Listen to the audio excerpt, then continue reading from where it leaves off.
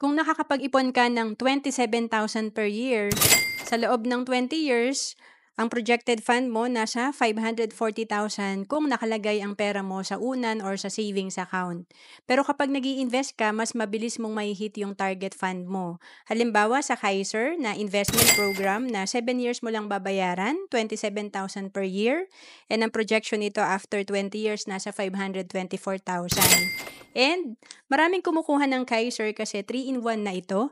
Bukod sa may investment ka, may healthcare ka, may life insurance ka din dito. And pwede ito sa age 10 to 40 years old. And mag-sample tayo dito kung nag-start ka at the age of 26, ang fund mo pag edad mo ng 60 nasa 1.9 million.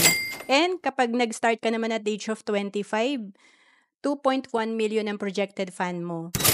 At pag mas maaga, at the age of 24 ka nagsimula, pag edad mo ng 60, meron kang 2.4 million projected fund. Itong Kaiser, after 20 years, good as cash. Pero pag hindi mo pa kinuha yung fund mo, in-extend mo pa, may healthcare ka pa rin, at yung investment mo, nag-grow pa rin.